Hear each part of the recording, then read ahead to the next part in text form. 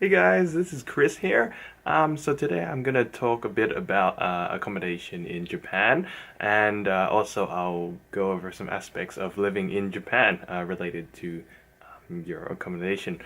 So firstly, in Japan, I guess the different types of accommodation would be the giant like houses for rich families. So maybe you've seen them in movies, particularly like maybe Yakuza movies, where the families have big like gardens and ponds, and there's that bamboo thing that goes dunk when it fills with water. Yeah, and also they usually have big walls around the properties, and maybe like a traditional gate door with their family name written on it at the front. Next, you have more modern houses, so just small houses with no gardens or lawns or anything in front, and they're built very tightly in small, like urban blocks. And then you have your apartments, which are actually like more Western style and the types you see in Australia or I guess America and Europe too. And then finally, you have your mansion. Which is what I'm in, and contrary to the name mansion, it's actually like a really small place. They're more like apartments, but the building itself is a giant, ugly, like gray or brown block of concrete with some apartments like carved out of it. Yeah, so maybe I'll just bring you around my apartment first, and we can see some elements of, I guess, yeah, what a small single person mansion apartment is like. Yeah. So, first we have maybe we'll look at the kitchen here. So, we've got just enough space for some cooking. You've got your fridge, microwave, sink, drying rack, sauces and stuff, some cupboards, and you have a stovetop grill. So most places here use like the gas stovetops. I haven't really seen many electric ones. And then you have your thing for getting the smoke out. Yeah, and then I'm already at my genkan, the entrance. So this is where I leave some stuff like my umbrella and my pole, my walking stick from Mount Fuji. And also, just a note here is that you get a lot of junk mail in your mailbox, so I pretty much put it all in this plastic bag and then throw it out once it's filled up. Okay, yeah. And then also, this is a hack I learned shortly after getting here. So when you're living by yourself, you don't really have that much rubbish, burnable rubbish. So I pretty much just use the shopping plastic bags, single-use plastic bags as my rubbish bags now. And then I also have two bins where I can just chuck some plastics. Yeah, it's pretty empty right now, and also some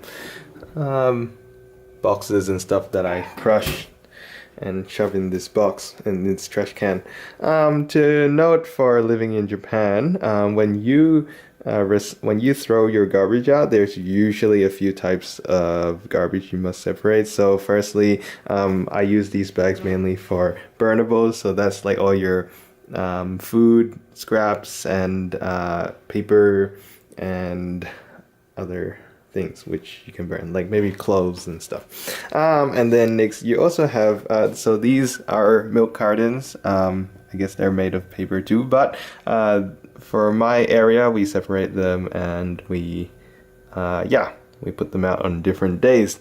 And then you also have your PET bottles, so plastic bottles and aluminum cans. We do them together, but some places separate them. Okay. And of course, there's plastic recycling.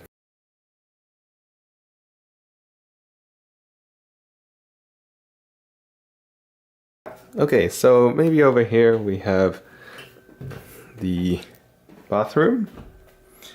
So most apartments in Japan will have some separate, some like combined bath and shower area with your tap. Okay, so yeah, you also got your mirror. Hi, Ikemen.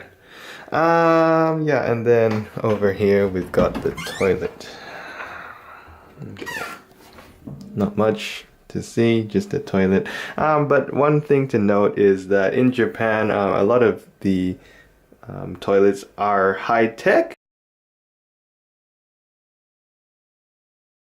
but if it's not, then you get these old ones, which also seem to have like a tap.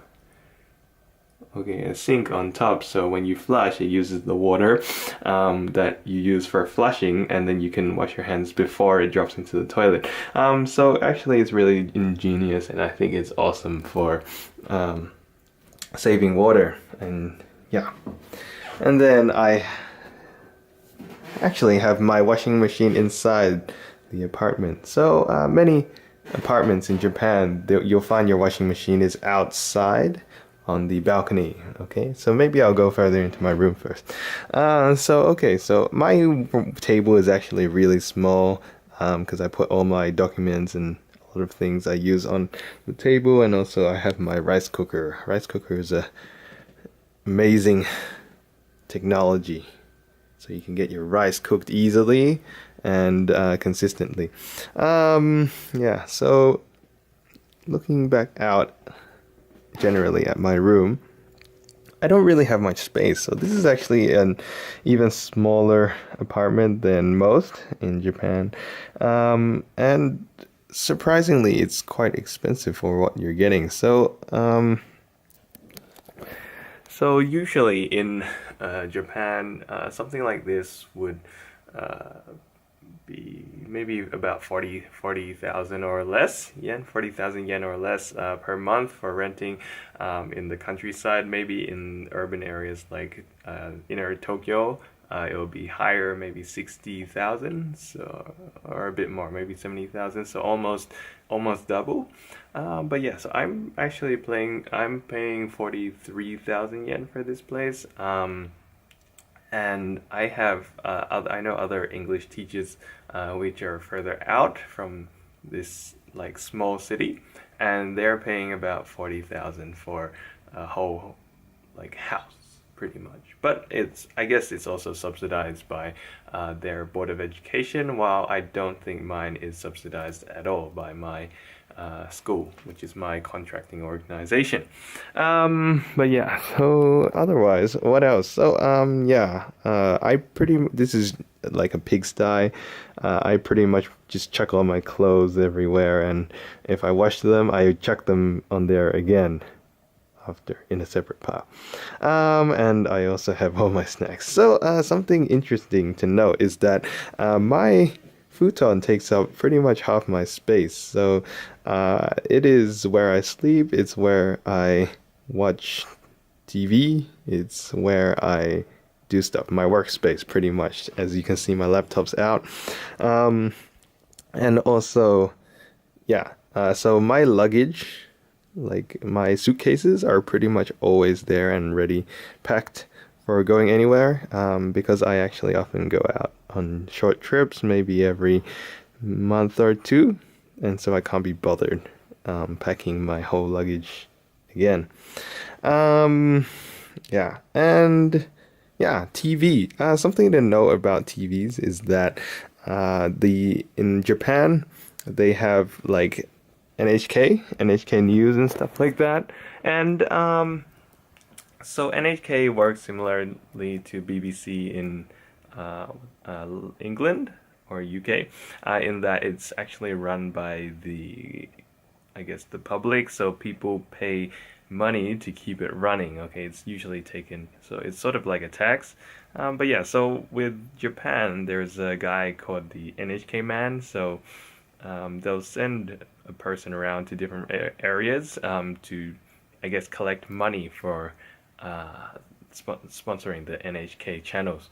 And the thing is, the policy works in the way that if you own a TV, if you own a TV in a household, it doesn't matter how many people, then you have to pay the NHK fee. So for a lot of foreigners actually who live in Japan, they don't really watch TV very much, and most of them just use it for maybe playing on like consoles like Switch or Wii or PlayStation. Yeah, and then so a lot of people don't really want to pay for the fee just because they have a TV. So I know a lot of people will show off the NHK man with tactics like, "Oh, I don't speak Japanese," or "What? I only use this for gaming, so like I don't think you should take money from me for having a TV." But yeah, so anyways, I guess they sort of work, but it's for me, I still watch a lot of I guess TV sometimes.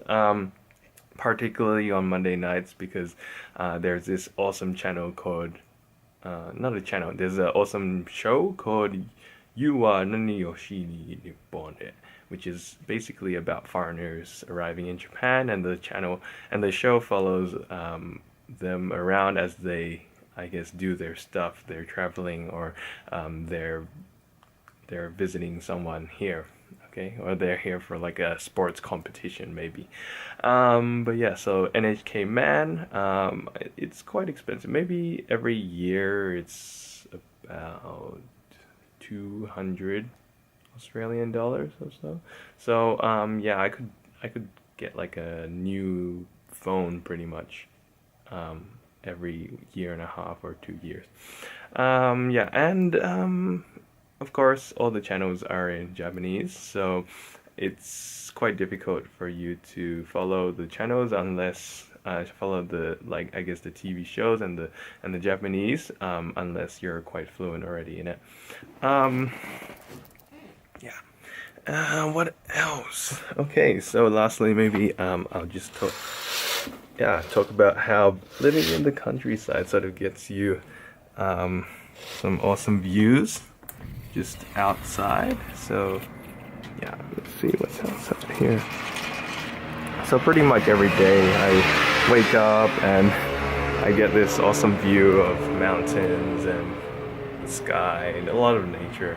And also I have a park just across the road and like a river, pretty much. Yeah, and so like I mean, this is really different to when I lived in Sydney and everything was quite urban. You have some parks and a lot of trees around, but it's quite different, and you don't have like mountains just over there. This is exactly like in anime when you have like the natural awesome mountains in the background. Yeah. Okay, so actually across the over there you can see what a mansion looks like. So it's that one's just a white concrete block, and it has what, like 7 floors of apartments. Yeah. Okay. And yeah, also I live quite close to a supermarket, so that thing over there is a supermarket. Yeah, so I can get a lot of decent priced food over there. Not bad. Sushi, right? Sushi. Okay, so I guess that's about it for my apartment. But yeah, so looking at other places too, like I said earlier, it's a bit more expensive to live in urban areas such as Tokyo or Osaka. So if you're looking to, I guess, live in Japan, then you should take note of that. I know in Tokyo, a lot of people actually live outside in Kanagawa, so near like Yokohama, or they go closer to Chiba, Saitama, or maybe Northwest. Not too sure what that area is called. But yeah, so it can save you a lot of money if you live further out from the city. And commuting isn't too hard because the transport systems are quite good in the big cities, and you can probably get to work in about 30 minutes or so by train. Yeah, but also keep in mind that when you move into a new place, usually you'll have to pay some sort of key money, so it's like a deposit for the the key to the place. And also there might be some costs for like moving in, maintenance and stuff like that. And also with most apartments actually with renting or even maybe buying some like buying a place, the light bulbs usually aren't included, so you have to bring your own light bulbs.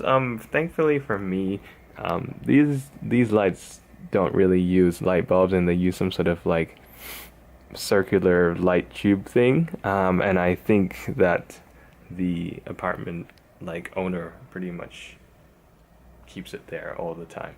And just speaking of moving in, I think there was something else I needed to talk about. Um, hmm. I've forgotten what I was trying to say. Oh, actually, no, I see it now. Okay, so there's an aircon in the corner. So most places will come with an aircon. Japan's quite hot and humid in the summer, and yeah, and also still quite humid and cold in the winter. So most people will have aircons. Yeah. What? A bee or something just flew in and back out? I better close this. Okay, but anyways, so actually, yeah, that's what I was gonna talk about. So with the aircon, it will cost you quite a lot to keep it running for, all those nights when it's hot or cold, and you wanna sleep comfortably or whatever in home, stay comfortably in home. But also, one warning is that insects can often fly in through the aircon. So sometimes I get like I get a lot of mosquitoes flying through actually, and then they buzz around at night when I'm trying to sleep. So keep that in mind. Yeah, I guess that's about it. And yeah, so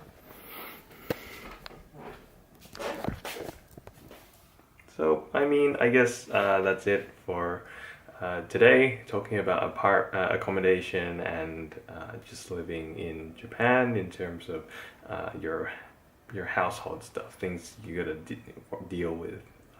So yeah, that's all. See you next time.